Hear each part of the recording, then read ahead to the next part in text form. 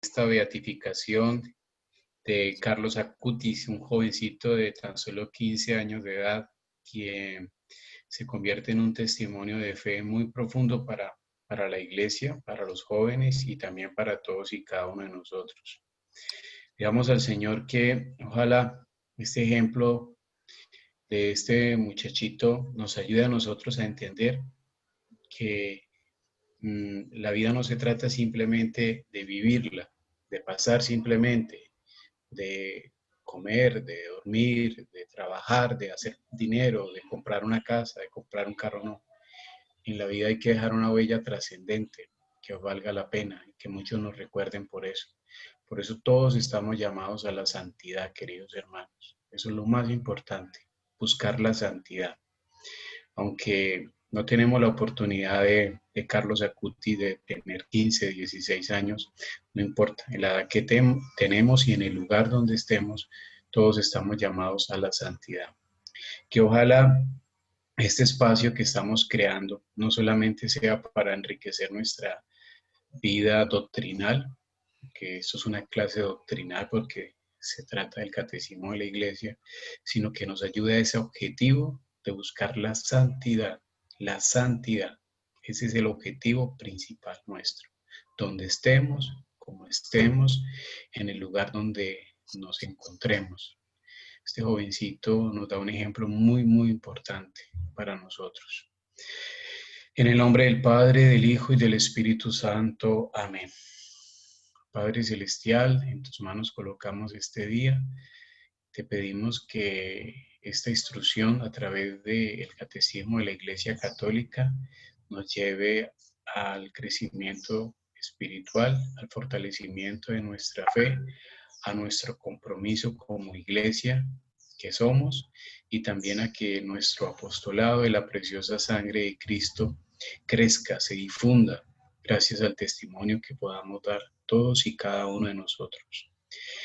Que la sangre de nuestro Señor Jesucristo nos bendiga, nos proteja, nos acompañe siempre, fortalezca nuestras vidas, sane nuestras heridas, reconforte nuestros corazones y nos anime constantemente a ese encuentro con Jesús crucificado y que nos lleve también a encontrarnos con ese Jesús resucitado en el nombre del Padre, del Hijo y del Espíritu Santo. Amén.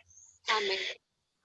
Muy buenos días, queridos hermanos. Bueno, hoy vamos a entrarnos en un tema muy bonito.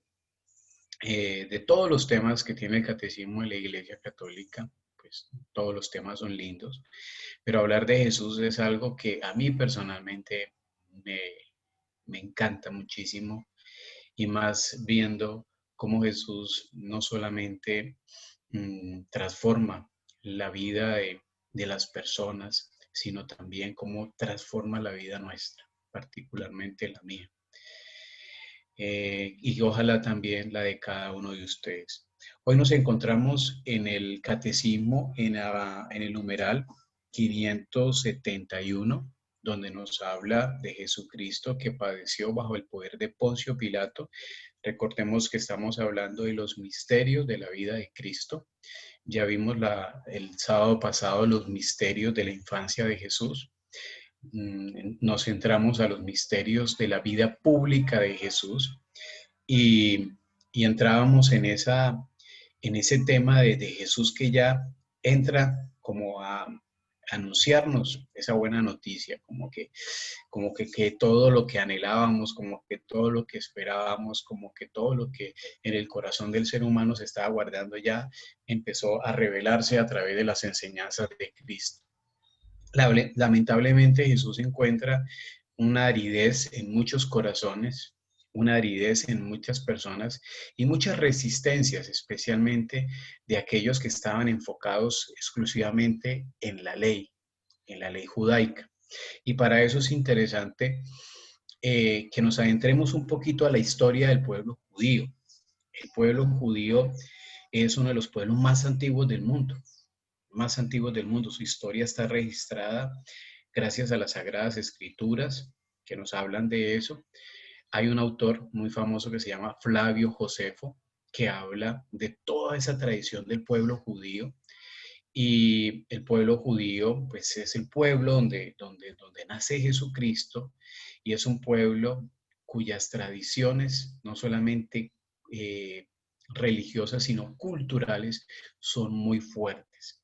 Es el pueblo del cual tenemos más hechos y datos con respeto a su historia, por lo que usaremos esa información para resumirla, para que sea más fácil de seguir la vida de los israelitas y para entender un poco el contexto en el cual Jesús vivió y en el cual Jesús se movió. Jesús e Israel, que es el numeral 574. El árbol genealógico judío empieza con un personaje que nosotros hemos escuchado en las Sagradas Escrituras, que es nuestro padre Abraham, y digo nuestro padre porque Abraham es el padre de la fe y ha recibido una promesa de parte de Dios. La promesa de Dios es que va a ser de Abraham una gran nación, una gran nación. Él tiene un encuentro con Dios. Nosotros sabemos muy bien que Dios le pide ofrecer a su hijo Isaac, ¿sí? Como un sacrificio simbólico. Abraham no duda en hacerlo, pero gracias a la intervención de un ángel, este sacrificio no se realiza, pero es la demostración de la fe que tiene Abraham. ¿Sí? Que tiene Abraham. Esto no lo van a encontrar ustedes en el catecismo, simplemente estoy haciendo un preámbulo de lo que es el pueblo de Israel. Esto es como un apéndice para entrarnos un poquito en el catecismo, pero para que nosotros entendamos. ¿De dónde nace ese pueblo judío? De Abraham, de Abraham. Incluso aquí voy a hacer también una acotación. Las grandes religiones las grandes religiones monoteístas, que son el cristianismo, el judaísmo y el islamismo, tienen esa particularidad que todos reconocen a Abraham. Abraham es un personaje que es muy importante también para los musulmanes, ¿sí? Para los judíos y para nosotros los cristianos. Eh, la línea del tiempo continúa eh, luego con Moisés. Los israelitas se convierten en una nación bajo Dios. Ellos están en siendo, digámoslo así, presa del pueblo egipcio, ¿sí? Nosotros ya hemos escuchado toda esa historia del pueblo de Israel, que es un pueblo que está oprimido allí en Egipto. Y los israelitas se convierten en una nación bajo Dios y Moisés empieza a rescatarlos y los lleva a una tierra prometida. Luego surge otro personaje que se llama David, que es el que establece una dinastía real, ¿sí?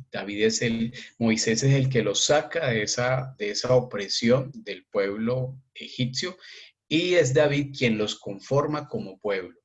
Incluso para el pueblo de Israel, resulta que la figura de David es más importante que la figura de Moisés, porque David como que les asegura la tierra a los israelitas, aunque es Moisés quien los saca. Pero lamentablemente estando en esa tierra, los israelitas sufren muchas cosas, muchas persecuciones, peleas, confrontaciones. No nos vamos a entrar en ese tema, simplemente estoy haciendo un recorrido como cronológico para podernos ubicar. Y sufren exilios. El primer exilio que sufre el pueblo de Israel es un exilio a Babilonia, que eso que lo encontramos nosotros en las Sagradas Escrituras, ¿sí? El exilio a Babilonia. Luego, luego que salen del exilio de Babilonia, que surge un personaje que se llama Ciro, que es el que los saca de allí, de esa opresión. Ellos sufren otro exilio por los persas, ¿sí? Luego viene un periodo de los griegos hasta que llega el periodo de los romanos. Como todo ese pueblo de Israel termina siendo una provincia de los romanos. Entonces, allí nos encontramos nosotros ya en un terreno donde entra Jesús. Jesús entra en un contexto ya donde los romanos están, digámoslo así, interfiriendo dentro de la vida social, política, económica del pueblo de Israel, del pueblo de Israel. Entonces aquí está Jesús, ya entra Jesús a ser parte de este pueblo, ¿sí? Jesús nació y vivió en el espacio del Oriente Medio, llamado hoy Palestina, ¿sí? Esta región formaba parte de ese imperio romano y ha recibido diferentes nombres, ¿sí? Ya lo sabemos nosotros, la tierra de Canaán, Israel, Tierra Santa, etcétera, etcétera. Pero históricamente y geográficamente se llama la región de Palestina. Entonces allí es donde Jesús se encuentra, es allí donde Jesús empieza a crecer, es allí donde Jesús empieza a encontrar eh, su lugar de trabajo, digámoslo así, donde empieza su vida pública. Desde los comienzos del ministerio público de Jesús hay unas corrientes de personajes que hacen parte de esos movimientos políticos y religiosos de Israel en esa época. Los fariseos, los letrados, los saduceos, que eran encargados de administrar la ley y administrar el culto, ¿sí? Entonces ellos son los que traen toda esa tradición desde Abraham, desde Moisés, ¿sí? Son los que la traen y ellos son los que van cuidando y velando para que eso se cumpla. Las promesas del Mesías ya se venían anunciando desde Abraham. Imagínense, si Abraham va a ofrecer a su hijo Isaac como sacrificio, es el mismo sacrificio de Jesús que se ofrece por todos y cada uno de nosotros.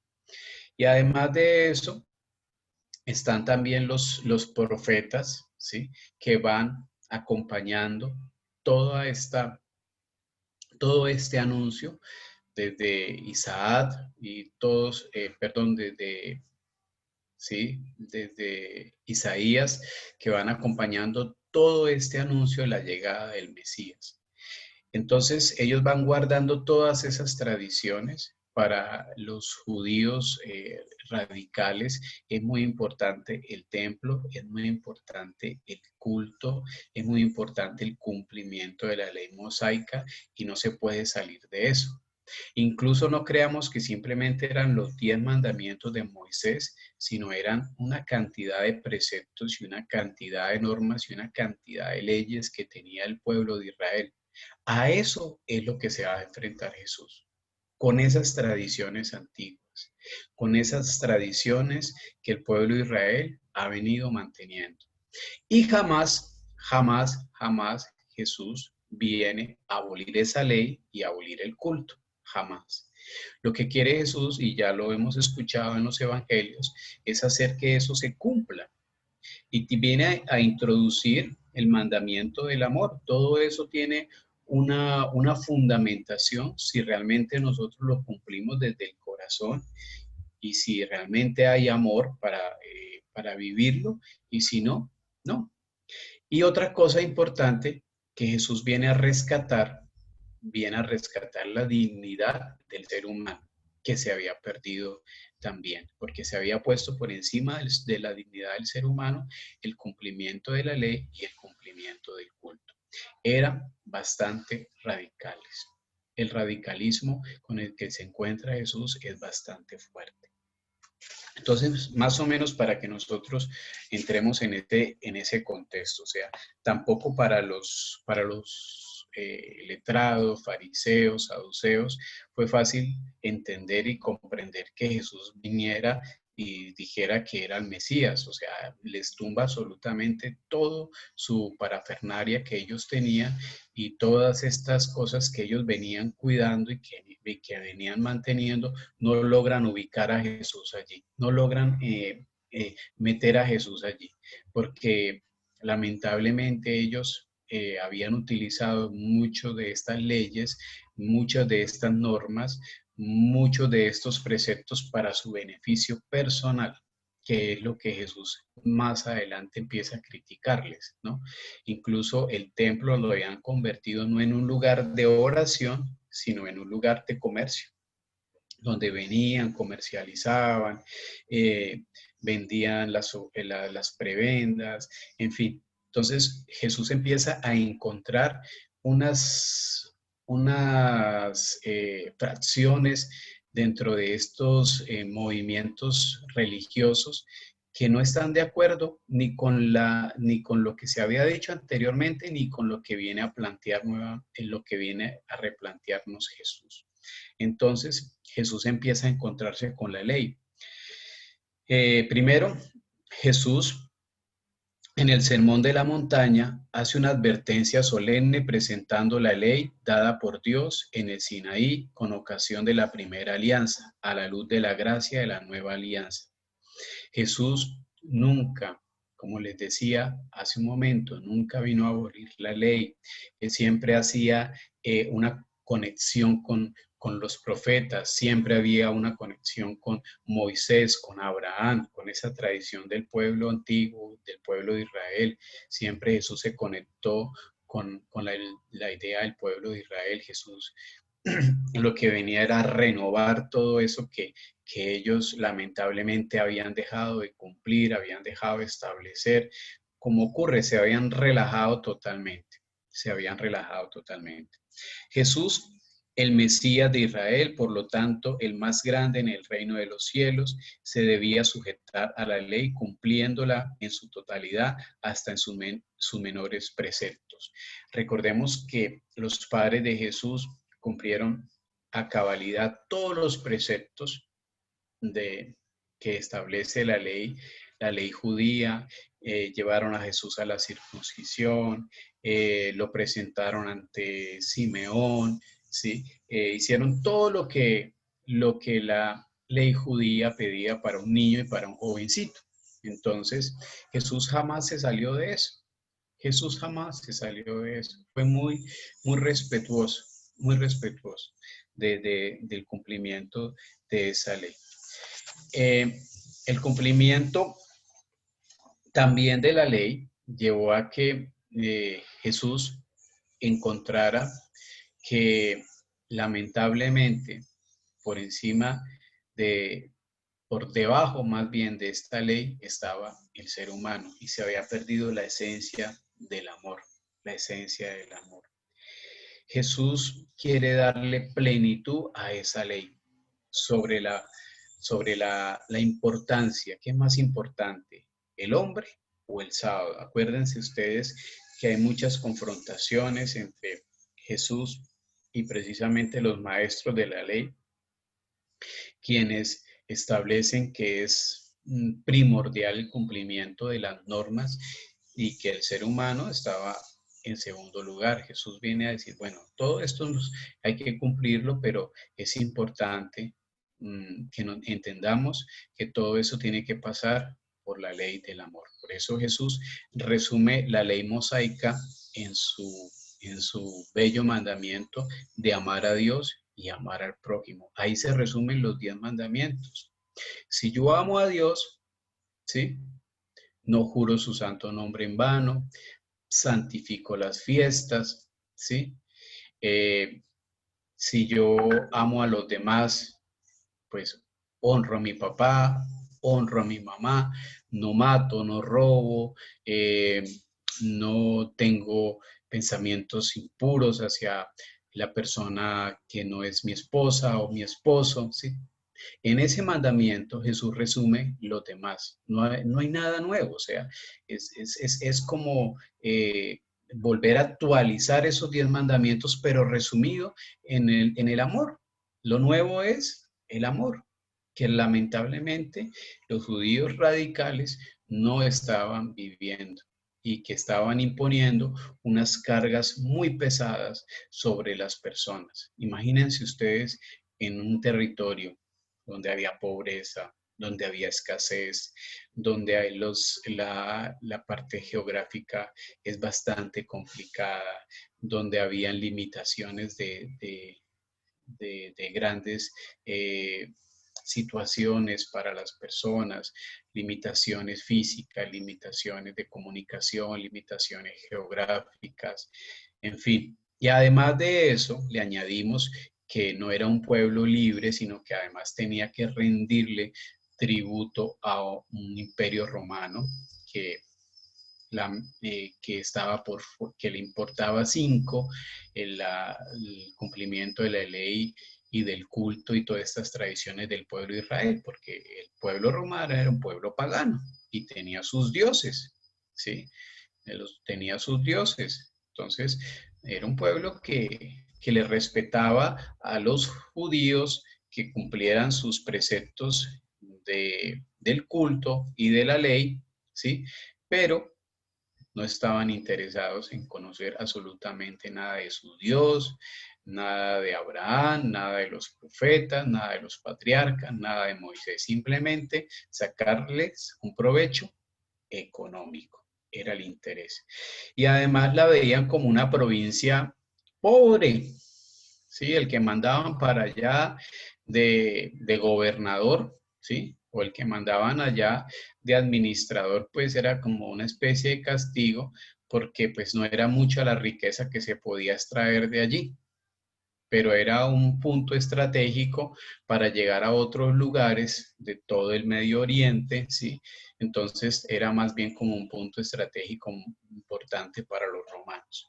Entonces, las personas, imaginémonos las personas del común, tenían que vivir en medio de todas esas circunstancias y fuera de eso tenían que acarrear con una ley y un cumplimiento de normas que seguramente ya estaban totalmente sofocados y ellos estaban cansados. Y Jesús viene a decirles a ellos, mire, hay que poner al ser humano en el lugar que el ser humano se merece, ¿sí? Y eso viene a tratar Jesús, no de cambiar la ley, sino de hacer cumplir la ley, hacer cumplir la ley. También es importante para el pueblo de Israel el tema del templo. El templo, ustedes recuerdan que es el espacio donde venían a traer sus tributos. Lamentablemente, este templo fue destruido muchas veces. Fue en los exilios del pueblo de Israel, en los momentos en los que el pueblo fue también atacado, ¿no?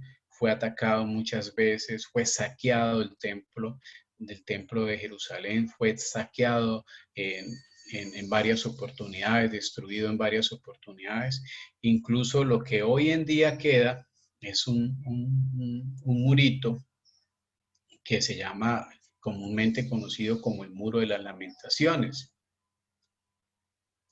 que es un lugar precisamente donde van a orar los judíos, ¿sí? Incluso hay un espacio para que vayan los hombres y luego hay una valla que separa el lugar donde están los hombres y el lugar donde van las mujeres a orar. Y allí llevan sus papelitos y los ponen allí y hacen sus oraciones los sábados, ¿sí? Y hacen sus encuentros del Sabbat y de todo esto, rezan los salmos y el pueblo judío pues sigue lamentándose por la destrucción del templo. Jesús habla del templo, ¿sí? Y también va a orar y recordemos que hay una escena muy especial en la que Jesús ve que el templo lo han convertido en un lugar de comercio y se enfurece, se pone de mal genio, ¿sí? Saca a todo el mundo de allí. Yo creo que es una de las escenas donde mostramos una característica no de coraje ni de rabia, pero una actitud de personalidad, de esa personalidad que tenía Jesús, de no dejar que convirtieran la casa de su padre en casa de oración, ¿sí? Perdón, que no convirtieran la casa del padre, que era un lugar de oración, en una cueva de ladrones y de bandidos. Porque Jesús tuvo muchas confrontaciones, demasiadas confrontaciones con ellos por la forma como ellos estaban llevando el cumplimiento de esta ley y el cumplimiento del culto. Entonces, el templo físico Jesús también habla del templo espiritual, ¿no? Y cuando habla Jesús de reconstruir el templo, habla de reconstruir el templo espiritual. Nosotros somos templo del Espíritu Santo, ahí donde surge esta imagen del templo espiritual, que somos nosotros. Entonces, es importante eso. Les voy a pedir aquí un stop un momentico. Eh, ya un momentico, ya vengo, creo que...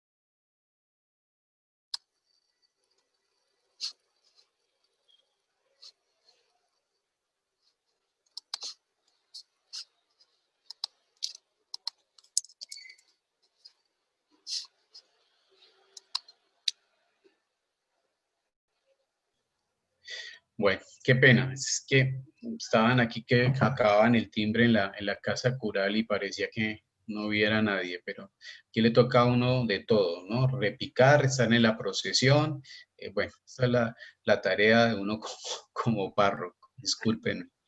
Entonces, Jesús se encuentra con este tema de los judíos radicales, ¿sí?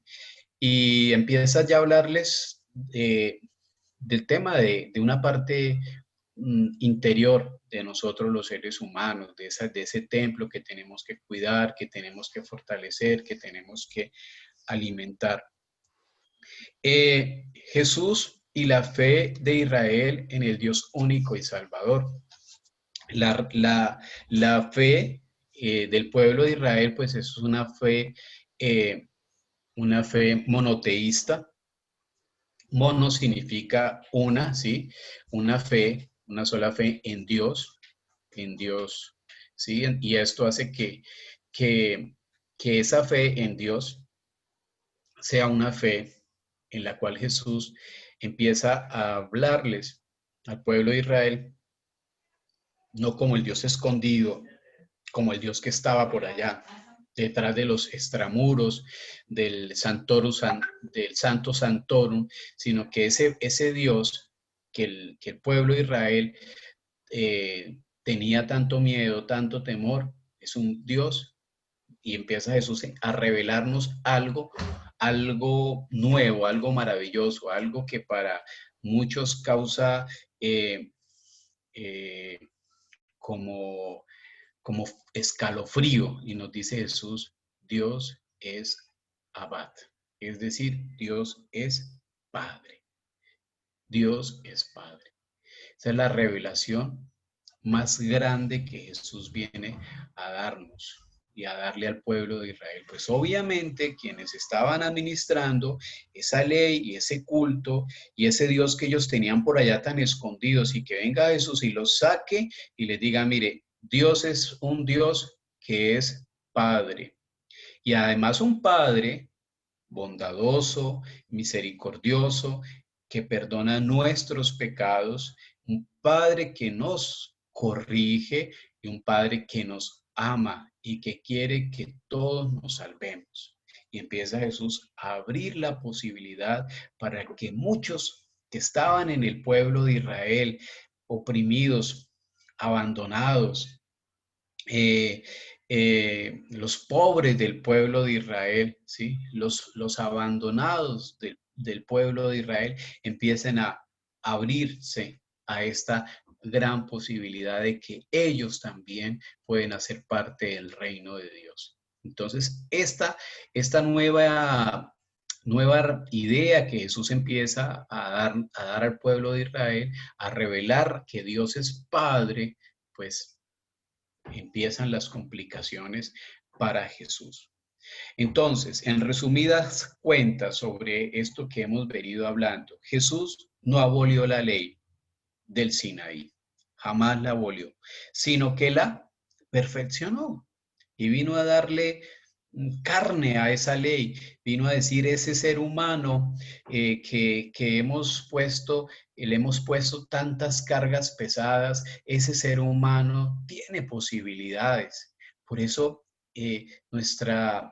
nuestro cristianismo, queridos hermanos, y el Papa Francisco lo ha venido hablando durante muchas veces, es una religión de puertas abiertas. Es un lugar, es un hospital, no un museo. Decía el Papa, dice el Papa Francisco, la iglesia es un hospital de pecadores y no un museo de santos donde estamos todos así, sino es un hospital de pecadores. Y en un hospital, ¿a qué va uno? A sanarse, a curarse, a aliviarse de sus dolores espirituales, de lo que le está afectando, de lo que le está dañando su alma, de lo que le está dañando su corazón. Eso es lo que Jesús viene a hablarnos. Y, y habla también Jesús de todo lo que es importante, más importante que el cumplimiento de la ley y más importante que el culto es el ser humano. Si ustedes leen muy bien la carta de San Pablo en estos días en los que les está hablando a los Gálatas y lo hace de una forma fuerte, ¿sí? Inclusive el jueves les decía Gálatas tontos, hasta estúpidos, ¿no?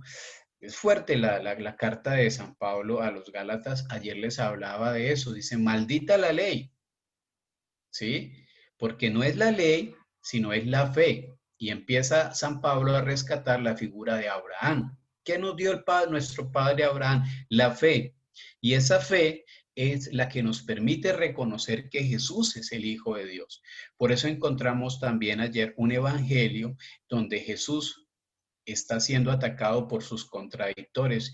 Ah, no, ese saca a los demonios por Belcebú, ese saca a los demonios porque está endemoniado como ellos. Y Jesús, ¿no? Empieza irónicamente también a decirle, bueno, ¿y ustedes en nombre de quién lo saca? ¿Sí? Entonces, ¿por qué ellos no lo lograban entender? Porque para ellos eran enraizados en esa ley. Y San Pablo muy bien les habla a los habitantes de Galicia, les dice eso, ¿no? La ley es importante, pero maldita la ley si no se vive desde la fe. ¿Qué es lo que nos deja Abraham? La fe. Y qué bonito cuando San Pablo rescata a nuestro padre Abraham, porque ¿qué es lo que nos da el padre Abraham? La fe, ¿sí? Y esa fe es la que permite al pueblo caminar por el desierto, superar las dificultades, superar los problemas, superar las adversidades y abrirse a esa posibilidad de Dios. Pero luego la ley, lamentablemente la ley empieza a cerrar y a entrarse el pueblo de Israel en un ostracismo, ¿sí? En un ostracismo y empieza a cerrarse totalmente a la posibilidad del amor. ¿Y qué hace Jesús? Pues empieza Jesús a impermeabilizar todo eso para que por favor empiecen a abrirse a la ley del amor, a la ley del amor. Déjense amar por Dios. ¿Qué es lo que quiere hacer Dios con nosotros? Amarnos, amarnos. No quiere amarrarnos, sino quiere desatarnos y empieza Jesús a desatar todos esos nudos que se habían venido estableciendo allí. Jesús venera el templo, respeta el sábado, ¿sí? Y por eso él va inclusive va en peregrinación al templo, va a las fiestas judías, ¿sí? Ama con celo eh, el templo prefigura todo lo que es el cuidado, así como Jesús tiene un respeto por el templo físico, también tiene un respeto por el templo espiritual.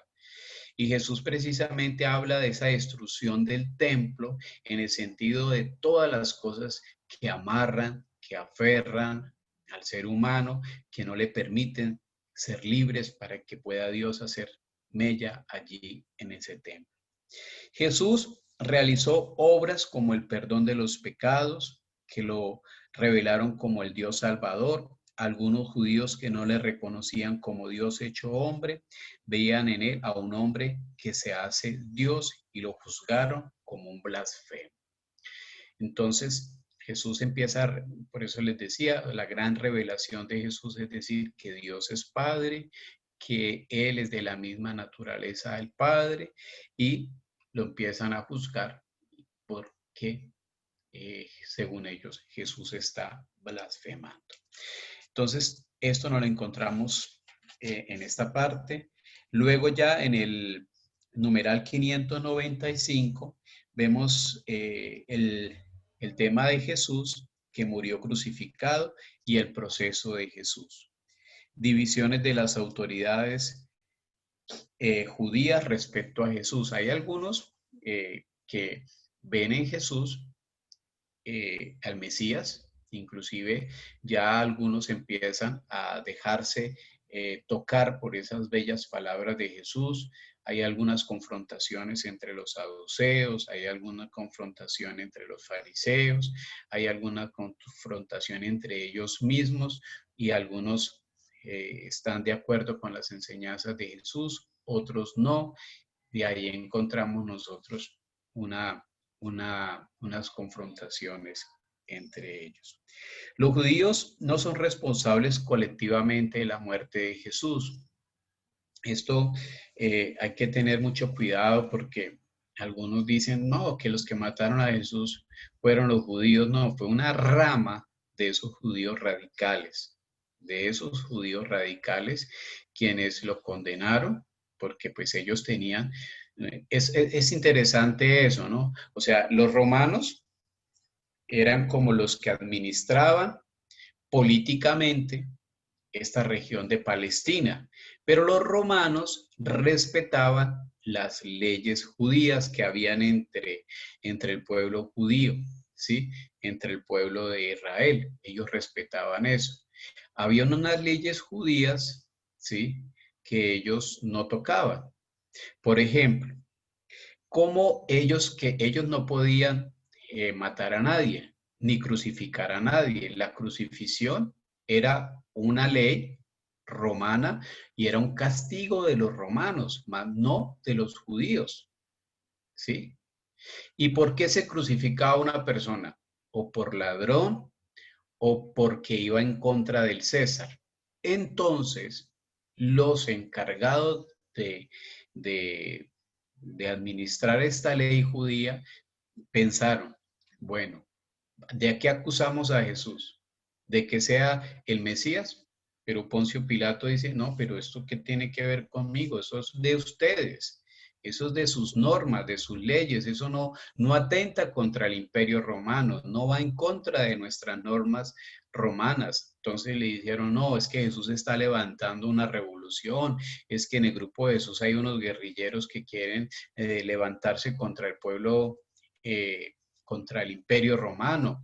Inclusive algunos celotes que eran como un grupo guerrillero de la época político que quería dividirse del imperio romano y que quería sacar a los romanos, estaban allí metidos con Jesús, pero a Jesús ese proyecto político no le interesó.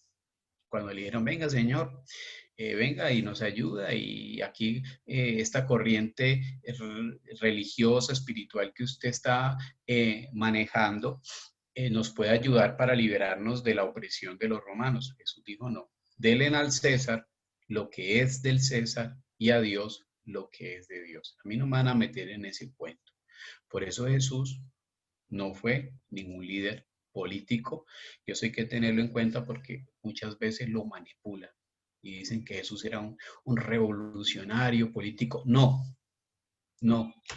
Jesús no era ni comunista, ni nada de estas cosas, y en eso tiene la iglesia en eso es muy cuidadosa, ¿sí? Porque entonces ponen a Jesús con un fusil y con unas granadas, jamás, jamás. Y Jesús no comulgó en su época con eso. Incluso cuando Pedro quiso sacar su lanza para defender a Jesús, Jesús dijo, guárdala. No, yo no vine a eso, yo no vine aquí ni a creer ni a crear ningún grupo político, ni a tumbar al emperador romano, no, yo no vine a eso, yo vine a algo más importante, ¿no? Y aquí abro un paréntesis porque lamentablemente en la iglesia en los años 70, 78, después de que muchos sacerdotes, especialmente esto se da en Francia, que son los sacerdotes obreros, y después en los años 80 en Latinoamérica se maneja el tema de la teología de la liberación y de que la iglesia está apoyando los grupos alzados en armas, y allí tenemos la figura de Camilo Torres, que lamentablemente fue utilizado y manipulado, ¿sí? Esa no es la idea de Jesús, no, no es la idea del Señor, no es el cristianismo. Vamos a los orígenes. Jesús generó otra clase de revolución, la revolución por el ser humano desde su dignidad, pero jamás como un tema político, ¿no? Como un tema político. Hay que tener mucho cuidado en eso, ¿no? Como alguna vez surgió en Colombia el tema de los curas que se lanzaron alcaldes, y eso fue un fracaso, fracasó, ¿sí? La política es una cosa, la iglesia aporta desde, desde su doctrina, ¿sí? Unas ideas, y la iglesia tiene su doctrina social, por eso la iglesia tiene un tema de la doctrina social de la iglesia, pero jamás como una corriente política y mucho menos politiquera. Entonces, en eso Jesús nos está hablando de eso. Jesús no formó ningún movimiento político, ¿no? Ningún movimiento político. Y los judíos, aunque todos no fueron responsables de la muerte de Jesús, sí habían unos que eran demasiado radicales y que Jesús les estaba moviendo la butaca, porque ellos estaban manejando su parte económica, sus prebendas y todas estas cosas. Habían convertido el templo en un centro comercial donde vendían y donde revendían y donde hacían y deshacían, y mejor dicho. Aquí también abro un paréntesis para decir que lo espiritual está muy lejos de lo material, ¿sí? Si lo espiritual lo materializamos, pierde toda su esencia, ¿sí? Lo espiritual no tiene nada que ver con lo material. Incluso cuando nosotros a veces decimos que damos una limosna, Dios no necesita limosnas. Yo no sé, cuando dice, vaya, recoja la limosna, eso se ve muy feo. Nosotros ofrendamos, que es una cosa totalmente distinta. La ofrenda nace no de los bolsillos, sino nace del corazón del ser humano. Muchas obras que la iglesia y que el cristianismo ha realizado durante sus inicios hasta el día de hoy, se trata de corazones generosos, no de gente de plata, no de gente de plata. Por eso es más válido esa ofrenda que da esa viuda que lo dio todo, es decir, lo dio desde el corazón, a ese que llegó con una cantidad de dinero y lo donó al templo. No, la iglesia no es un tema material, un tema económico, ¿sí? Si yo me hago rico a costillas de eso, estoy cometiendo un pecado, ¿sí? Y un pecado y muy grave, ¿sí? Pecado muy grave. Una cosa es lo espiritual y otra cosa es todo el sentido de la ofrenda. Seguramente ustedes les han pedido dentro de sus parroquias alguna ofrenda. Ofrenda es distinto a limosna. Dios no necesita limosnas y la iglesia no necesita limosna. ¿Por qué? Porque no somos limosneros y mucho menos Dios es limosnero, ¿sí? Y ustedes y yo, que pertenecemos a una generación, de pronto aquí hay gente más joven, a una generación donde se daban los diezmos y las primicias, abundaban las cosas en los campos, abundaban las cosas en las familias, nadie aguantaba hambre, no se veía miseria, Ahora, ¿por qué se ve tanta miseria? Porque se nos acabó esa capacidad de ofrendar, se nos acabó esa capacidad de dar, porque se nos acabó y se nos dañó el corazón. Y a veces, lamentablemente, también por el mal testimonio de muchos sacerdotes, y no voy a hablar aquí de los pastores que se hacen ricos a costillas de la gente, que les inventan unas historias y unos cuentos terribles, terribles, es una cosa terrible. Entonces, eh, Jesús encontró esa clase de judíos radicales, ¿sí? Lo mataron por envidia, no tuvieron unos conceptos válidos. Entonces dijeron, este está revolucionando al pueblo, este va en contra del César, y le llenaron esas ideas al emperador, y a Jesús lo juzgan, lo asesinan, lo matan, porque lo encuentran como un peligro para el imperio romano. Entonces no son los judíos radicales son los que lo acusan, pero son los romanos los que lo ajustician, bajo sus leyes, bajo sus normas. Entonces Jesús va en contra de ese del imperio, porque está revolucionando a la gente y porque va a acabar con el imperio romano. Esa es la acusación.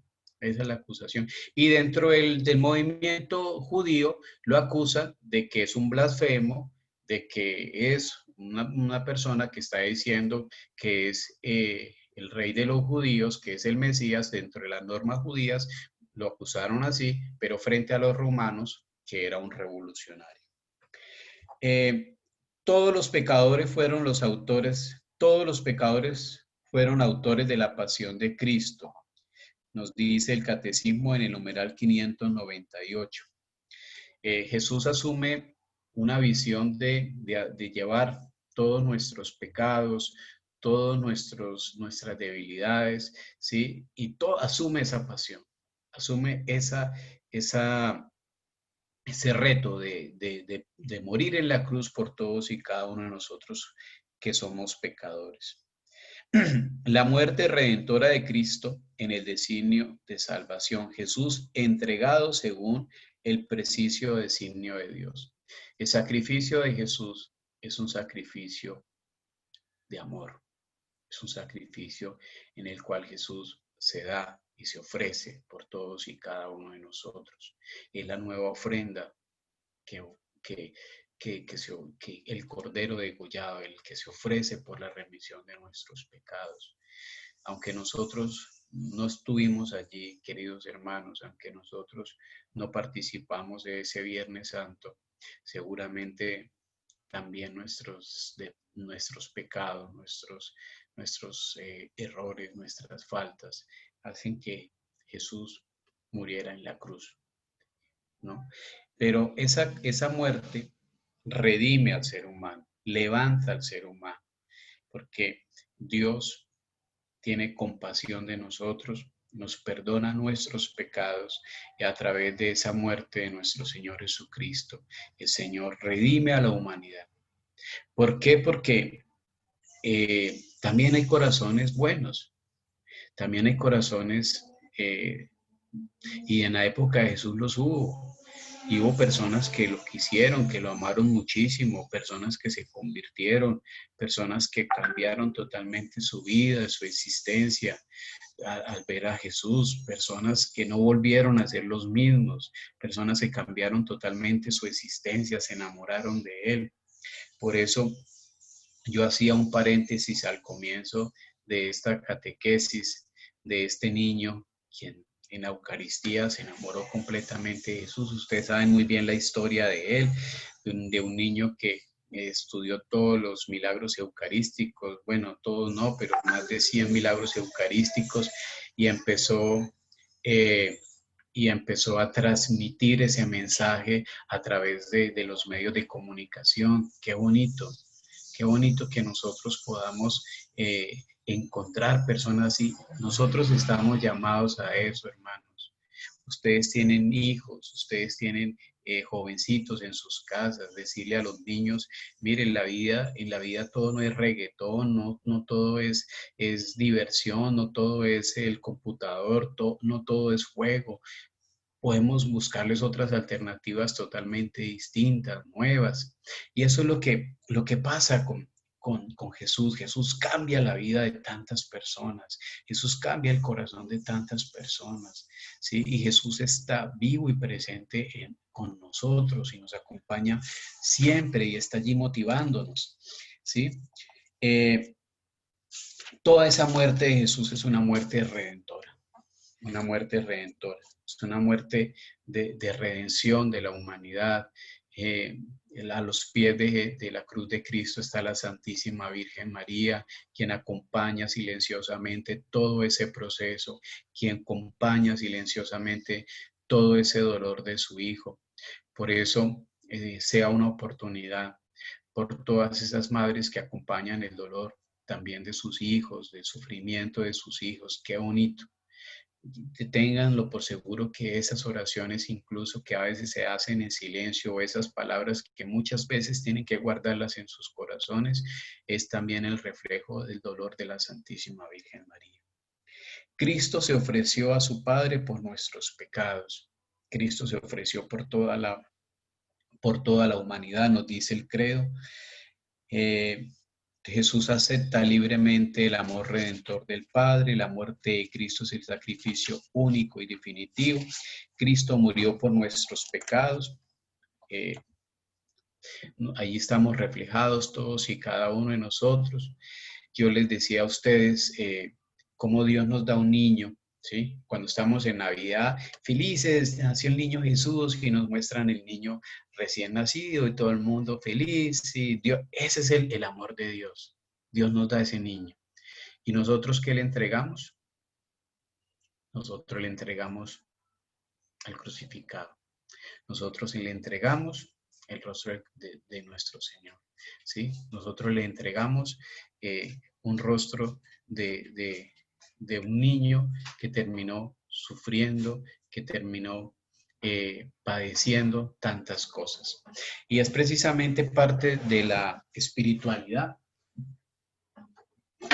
de este apostolado. Nosotros le entregamos esto.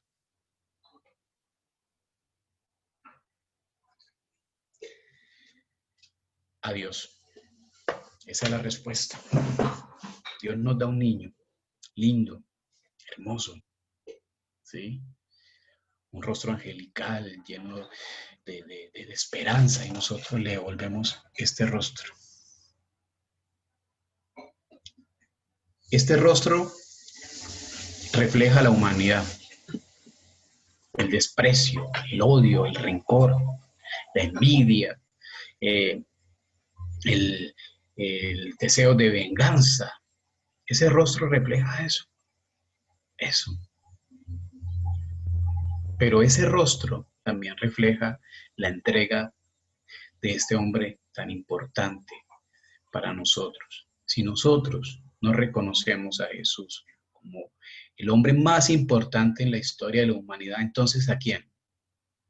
¿Al jugador de fútbol? ¿Al presidente? ¿Al alcalde? ¿Al gobernador? ¿Al tío político? ¿Al que me dio 100 pesos? ¿Sí? Si ese es el más importante en tu vida, no. Si Jesús no es la persona más importante en tu vida, ¿qué lo es? ¿Quién lo es? ¿No? Lamentablemente, los prototipos o los ideales que le mostramos a nuestros niños, a nuestros jóvenes, es el cantante, es el futbolista, es el actor, la actriz. No, es Jesús. ¿Quién ha sido capaz de vivir esta experiencia? ¿Quién? Él. Él es el único que ha vivido esa experiencia, quien ha sido capaz de entregar su propia vida y derramar cada una de sus gotas de sangre por la humanidad. Jesús. Y ese rostro de Jesús nos tiene que llevar a nosotros a la santidad. Eso es lo que el Señor quiere. Y ese es el propósito, o sea, esto no se trata de hablar bonito, sino ese es el propósito nuestro, llegar a la santidad. Nuestra salvación procede de la iniciativa del amor de Dios hacia nosotros, porque Él nos amó y nos amó primero, y nos amó primero, y nos envió a su Hijo, ¿sí? Jesús se ofreció libremente por nosotros, a Él nadie lo obligó, a Él nadie lo obligó, ¿sí? A Él nadie lo obligó, libremente lo hizo, ¿sí? Él libremente tomó esa decisión y se entregó por nosotros. La redención de Cristo consiste en que Él ha venido a dar su vida como rescate por muchos, por ti, por mí. Él vino a entregar su vida para darnos en rescate la salvación. Por su obediencia amorosa a su Padre hasta la muerte de cruz. Todo. Jesús fue una persona muy obediente a la voluntad del Padre, a entender la voluntad del Padre, a hacer la voluntad del Padre en la vida nuestra. En el numeral 624 nos habla de que Jesucristo fue sepultado según las leyes del pueblo judío, ¿sí? Fue sepultado. El cuerpo de Cristo en el sepulcro, estuvo en el sepulcro, ¿sí? Estuvo en el sepulcro. Eh, mm, Sepultados con Cristo, Jesús gustó la muerte para bien de todos, derramó su sangre, descendió, bueno, y aquí es donde viene la respuesta de, de Dios, ¿sí? De Dios a esa entrega, la respuesta de Dios Padre a esa entrega generosa de Jesús en la cruz. Aquí es donde todo el sacrificio, donde todo lo que luchó Jesús, donde toda su entrega empieza a recibir esa firma de Dios, ¿sí? Dios dice, hijito, lo hiciste todo bien, ¿no? Y como decía San Tarcisio, ¿sí? El joven mártir de la Eucaristía, en la época de la persecución de los primeros cristianos allí en Roma, ¿sí? En la vida apia, donde el niño fue lapidado por llevar la Eucaristía, él dijo, como Cristo, todo hay que hacerlo bien, ¿sí? Como Cristo, todo hay que hacerlo bien en la vida, ¿sí? Y así como San Tarcisio lo hizo, así como Jesucristo lo hizo también San Tarcisio. Jesucristo descendió a los infiernos, al tercer día resucitó de entre los muertos. Ese descender a los infiernos significa, dentro de todo este tema espiritual, de cómo Jesús también rescata al ser humano, rescata a todos los que se habían perdido antes que Él, porque la salvación es para todos, para todos. Cristo descendió a los infiernos y resucitó al tercer día. La resurrección es la firma de Dios Padre a toda esa entrega generosa de Jesús en la cruz. La resurrección es la respuesta de Dios a esa entrega generosa de la cruz. Y aquí es donde tiene valor y sentido también nuestro cristianismo.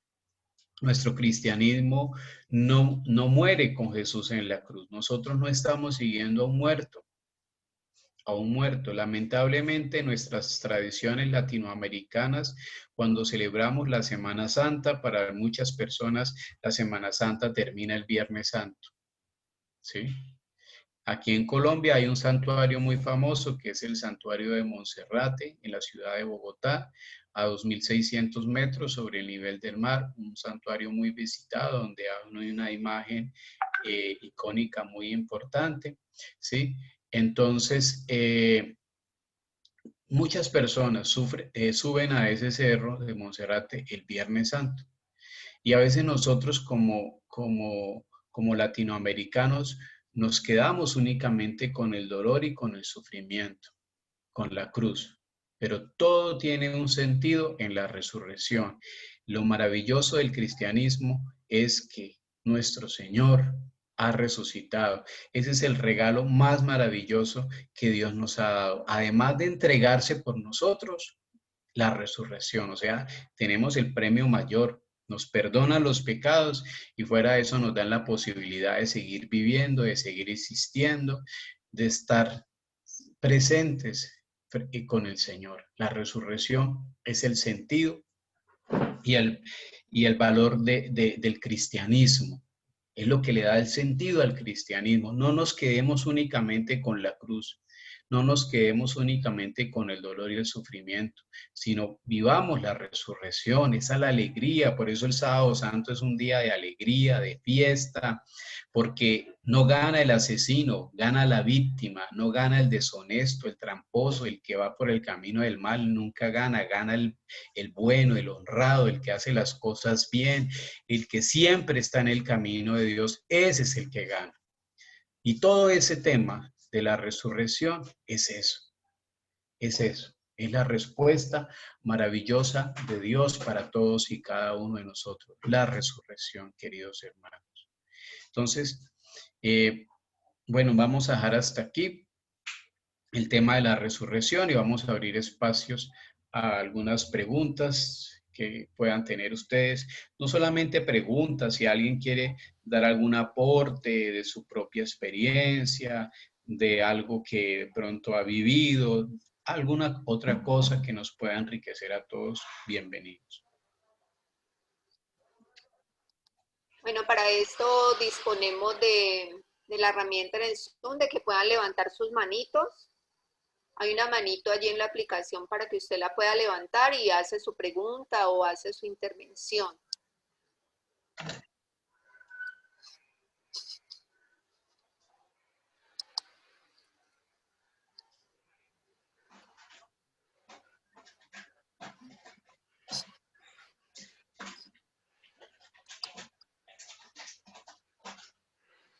Padre, no veo ninguna manito levantada todavía.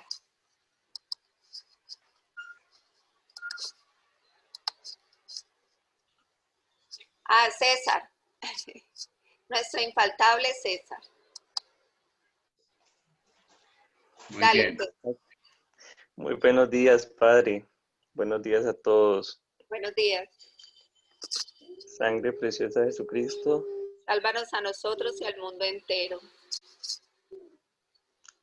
Pues bueno, por temas de otra índole no pude ingresar temprano, pero tengo entendido que es la resurrección el tema. Es un tema muy bonito para nosotros los católicos, porque como decía el Padre, pues confirma efectivamente que creemos en un Dios que, que, que es un Dios de vivos, no un Dios de muertos, como a veces muchos católicos que uno se encuentra, que uno le habla de los dogmas de la fe. Entonces, eh, pues mencionan que no, que nosotros nos morimos y no se sabe qué pase ahí. Entonces, uno a veces dice, pero bueno, estamos creyendo o sea, somos católicos y quedamos tan cortos a veces en ese aspecto que no vamos más allá de lo que la iglesia nos invita a ir. Eh, al ser católicos, pues entonces debemos reconocer los dogmas de la fe católica.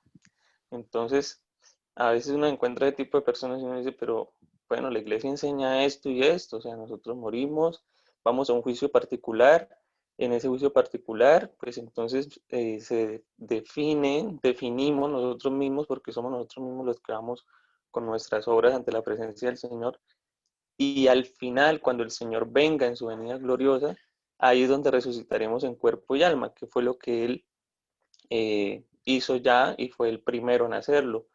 Entonces, a veces quedamos como ahí, las personas no, como que no logran entender, sobre todo los hermanos protestantes, ¿no? En ese tema son muy difíciles. Entonces, hay cosas, digamos, de nuestra fe católica que, como se dice, o sea, no nos cabe en la cabeza como el Señor resucitó, pero digamos, una de las cosas que confirma nuestra fe en el Señor, pues es la sábana santa, ¿no? Que está grabada a fuego, que ahí precisamente se confirma una vez más que el Señor resucitó, porque si está grabada a fuego, quiere decir que, que esa silueta o eso que muestra la sábana santa no pudo haber sido pintado. De hecho, hay muchas pruebas interdisciplinares que se hacen de este estudio. Tengo entendido, según lo que pues, el Señor me ha dado la gracia de investigar y todo esto. Y creo que la única que ha sido una prueba muy polémica y controversial fue la del carbono 14, pero eso fue debido a que la sábana se quemó en alguna ocasión, en algunas partes.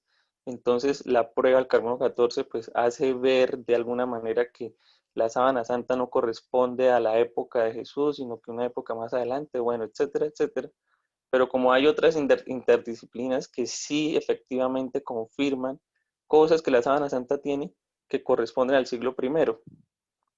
Y pues posteriormente pues se hace la atribución al Señor de su resurrección por los puntos en la sábana santa que están quemados y que eso no puede ser pintado a pincel, como dice el padre Lorin, el que, el que dice que es pintado a pincel, pues o no sabe lo que dice o miente, que es peor. Entonces es una de las cosas que siempre me ha parecido con mucha curiosidad para nosotros los católicos, que tenemos hasta argumentos científicos, aunque digamos eso pues pasa a un segundo plano, porque lo más importante es la fe, ¿no? Para nosotros los cristianos católicos. Entonces, me parece importante como recalcar esta parte que tenemos como de sustento, pero en sí, pues mi creencia o mi eh, parte más importante, pues el dogma de la fe de la iglesia, pues, que hay que seguirlo, hay que aceptarlo y que la iglesia nos lo muestra, porque el dogma, pues hay que recordar que es algo que no se descubre, más no se inventa, ¿no? Entonces, eso es lo importante, que en alguna ocasión el padre nos hablaba también de los dogmas y todo esto. Entonces, como para hacer ahí una acotación de lo que la resurrección me parece tan esencial y tan importante, que San Pablo lo recuerda en su carta a los Corintios, donde habla efectivamente de que si el Señor no resucitó, entonces nuestra fe es vana, vana sería. Y efectivamente es así, ¿no? Porque si el Señor vino para redimirnos, se entregó, se dio por amor a nosotros, pudiendo ser Dios, ¿por qué entonces lo hizo? Pues lo hizo porque había un trasfondo muy profundo que era nuestra salvación. Por eso cuando caemos en pecado mortal, tenemos que pedir la gracia de salir rápido, pronto, porque si no tenemos esa conciencia de que el Señor vino, nos salvó y nos redimió y que nosotros lo volvemos a crucificar cada vez que nosotros pecamos, pues entonces tenemos que pedirle al Señor la gracia de que nos duela más, de que efectivamente eso que hacemos, que es pecado mortal y que nos lleva a la muerte del alma, por así decirlo también, obviamente que es una muerte. Entonces, pedirle al Señor que nos dé la conciencia de salir pronto de eso, porque si no nos duele, quiere decir que aún estamos muy fríos en ese aspecto. Y pues el apostolado de la preciosa sangre nos invita efectivamente a ver y a consolar y a adorar al Señor y a orar. Entonces, Bernabé en alguna ocasión, en alguna charla que de la formación de la tercera orden, él habla de si el Señor resucitó, entonces ¿por qué sigue sufriendo? ¿Por qué dice que lo consuelen? Y hay una explicación muy bella de Bernabé que me pareció, y él dice que hay tres formas de verlo, la unívoca, equívoca y analógica. Y entonces estas tres perspectivas se le atribuyen a Santo Tomás de Aquino. Me parece muy interesante poder estudiar la explica esta parte, y me caló mucho porque a veces uno se queda corto en ir más allá de este apostolado que es tan bello y tan lleno de muchas cosas que el Señor nos regala a través de él. Entonces, la invitación es como a eso, a que sigamos profundizando en este misterio tan grande, y me llama mucho la atención este tema por eso, por todo lo que hay que decir, y muchas gracias, Padre, por su tiempo y todo esto, que es como siempre, ¿no? Se lo reitero y nada, muchísimas gracias y feliz día a todos. Sí, muchas gracias, César, siempre por tus aportes tan sabios y tan interesantes. El tema de la resurrección es, bueno, vamos a abarcarlo en una próxima oportunidad. El próximo sábado va a estar el padre Alejandro de Cali con ustedes, dando esta catequesis. Pero más adelante vamos a trabajar el tema de la resurrección en el sentido de que si Jesús no hubiera resucitado, vana es nuestra fe. El sentido del cristianismo está en la resurrección. La cruz, la muerte de Jesús, eh, nos recuerda a todos y cada uno de nosotros, nos recuerda a todos y cada uno de nosotros el sacrificio. O sea que no lo dejemos pasar desapercibido, porque si nos quedamos con la resurrección, entonces decimos, no, ya no tengo que hacer ningún esfuerzo, yo ya me relajo porque el Señor lo entregó todo. No, no, no, cada vez que miramos el crucificado y dentro de este apostolado de la sangre de Cristo, pues nos lo recuerda a través de esa imagen del Señor, a través de ese sacramental que muchos tienen ustedes en sus hogares y que de pronto ya los consagrados han recibido, que es el Cristo sufriente. Ver a ese Jesús nos recuerda a nosotros lo que la humanidad puede hacer, lo que la humanidad hizo y lo que la humanidad sigue haciendo y lo que la humanidad sigue padeciendo en la cruz. No podemos simplemente decir, no, facilito, el Señor ya resucitó y ya nos aseguró a nosotros la salvación. No, eso es algo que tenemos nosotros que ganarnos. Nosotros también tenemos que pasar por el sufrimiento, también tenemos que pasar por la cruz, también tenemos que vivir esa experiencia del dolor, pero alimentados con la fe y con la esperanza que el Señor nos está acompañando, que no estamos solos, que contamos con la Santísima Virgen María. Sí, muy importante lo que dice César. Entonces, no decir, no, pues ya el Señor resucitó, ya como que todo eso, sí, pero para poder llegar a eso, antes de eso, todo lo que padeció Jesús, todo lo que vivió Jesús, todo lo que tuvo que encontrarse el Señor, no fue nada fácil. Yo muchas veces a los jóvenes en las diferentes charlas que les doy en los retiros les digo es que Jesús no subió a la cruz a hacer gimnasia, no, Jesús subió a la cruz sufriendo dolores fuertes, padeció tristeza, angustia, se sintió solo, sufrió mucho, el sufrimiento de Jesús fue muy grande. Sentir esa flagelación, ese odio, esos escupitajos, ese rencor de las personas, ese odio de la humanidad.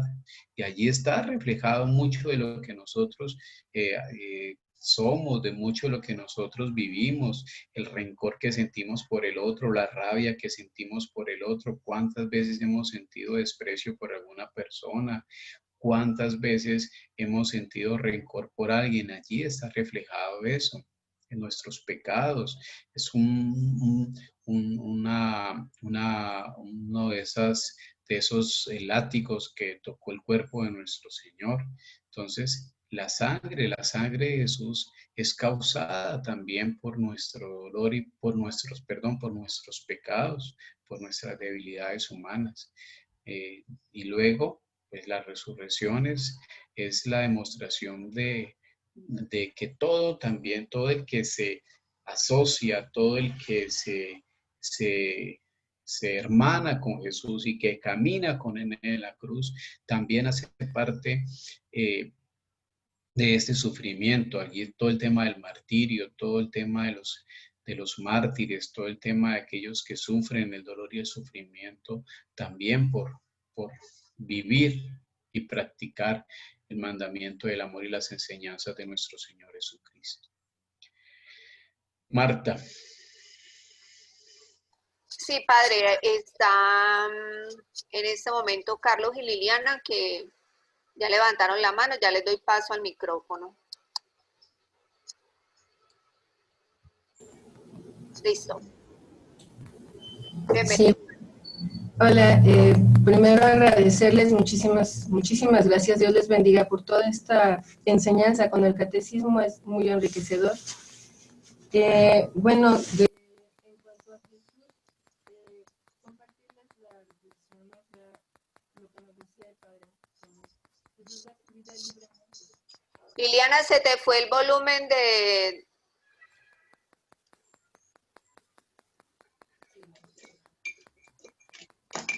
¿Me escuchas mejor? ¿Ya me escuchas mejor?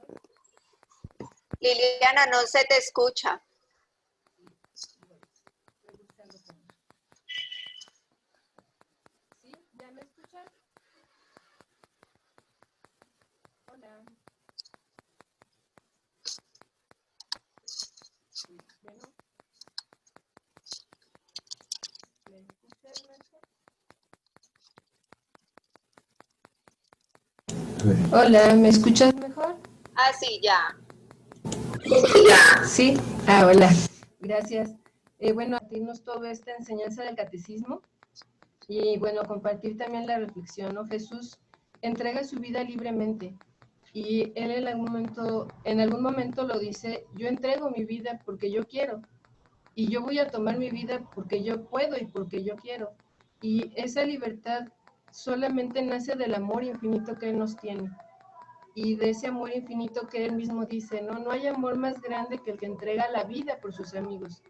Entonces Él no solamente habla, sino realmente lo hace con lo que Él vive, con lo que Él nos demuestra, al dar su vida por nosotros y al resucitar para demostrarnos que Él siempre estuvo diciendo la verdad. Y eso es una cosa que a mí me enamora mucho, porque Él dice, yo soy el camino, yo soy la verdad, yo soy la vida. Y en el momento en que Él lo hace, Él muere en la cruz porque Él decide morir en la cruz. Dice, a mí nadie me mata, yo lo entrego, ¿no? Y si bien, bueno, fueron los romanos los ejecutores y los judíos quienes lo condenan, pero él ya había demostrado que se había librado en otros momentos de ser asesinado, ¿no? Despeñado en un barranco, apedreado. Y él decía, ese no es el momento, entonces simplemente pasaba entre ellos y no le hacía nada. Pero en la cruz decide que es el momento y la manera que su padre le decía y que él acepta. Entonces su amor es muy grande y queda ahí plasmado. Y también en la cruz, Él no nos ve como una masa de humanos. De verdad, su amor es infinito porque Él desde la cruz nos ve a cada uno de manera personal y se entrega por cada uno de nosotros como individuos. Y ese es un amor muy grande que nosotros debemos corresponder. Y pues de todo ese amor debe salir nuestra fortaleza también para dar la vida por Él. Y no solo hablando de quienes sean llamados al martirio, sino dar la vida es vivir cada día por Él, es esa fuerza para cada pelea chiquita con nuestros pecados de diario, de ahí, de ese amor que perdura.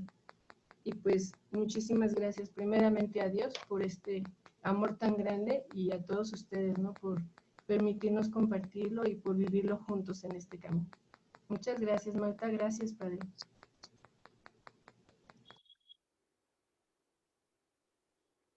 Listo, padre.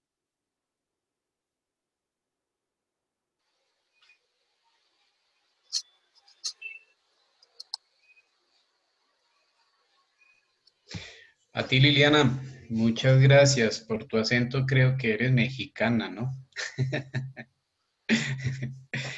Bueno que también de otros lugares, de otros espacios nos puedan acompañar en esta catequesis y qué bueno que nuestros hermanos de otros lugares estén aquí. Y precisamente hablando de todo este tema de la cruz y de la resurrección, es lo que Jesús también ratifica en su entrega generosa por todos y cada uno de nosotros, por generaciones anteriores a Él y posteriores a Él. Esto no fue algo que se dio solamente en una época de la humanidad, sino constantemente, lo que decía César, el sacrificio de la cruz se vive todos los días, la resurrección se vive todos los días. Por eso en la Eucaristía nosotros recordamos eso. ¿Qué es la Eucaristía? Recordar en esa mesa del altar el sacrificio de Jesús por nosotros. Recordar la entrega generosa, libre de Jesús por la remisión de todos y cada uno de nosotros que somos pecadores. Y también recordar de que nosotros estamos llamados a ser parte de ese plan de salvación y que el Señor buscó todos los medios y busca todos los medios para que tú y yo logremos la salvación y resucitemos también como lo hizo su Hijo Jesucristo. Por eso cada Eucaristía es un encuentro con Jesús en la cruz y con Jesús resucitado. Un encuentro con el Padre, un encuentro con el Hijo, un encuentro con el Espíritu Santo. Por eso la Eucaristía es el culmen de nuestra vida cristiana, ese momento especial donde nosotros vivimos nuevamente este momento tan maravilloso de Jesús por todos y cada uno de nosotros. Pidámosle al Señor para que todos los días nosotros lo entendamos y lo asumamos en nuestra vida personal. Vuelvo y le repito, hoy la iglesia está, nosotros como iglesia estamos de fiesta por este testimonio de este niño precisamente que decía que la Eucaristía es la autopista por donde uno va al encuentro con el Señor, y es eso.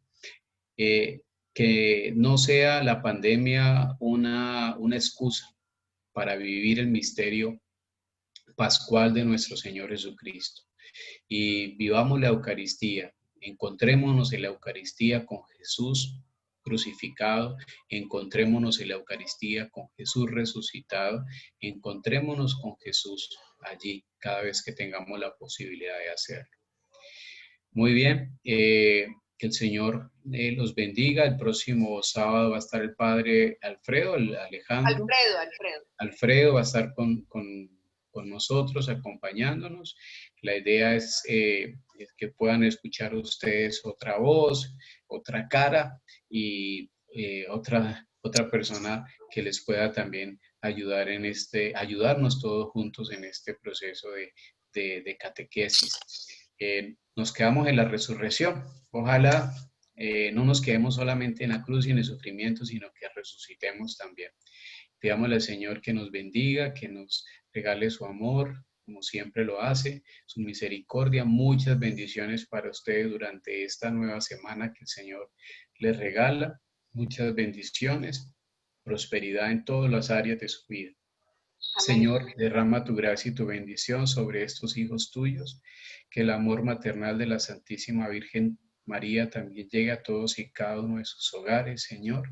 Sana a quienes están enfermos del cuerpo y del alma, protege a quienes están en peligro, anima la vida de aquellos que se encuentran debilitados en su fe y fortalece a todas las familias que hoy están aquí con nosotros. Bendice, Señor, sus hogares y que la sangre de nuestro Señor Jesucristo los proteja, los bendiga en el nombre del Padre, del Hijo y del Espíritu Santo. Amén. Amén. Un feliz día. Que Dios los bendiga. Padre, gracias. Adiós. Adiós.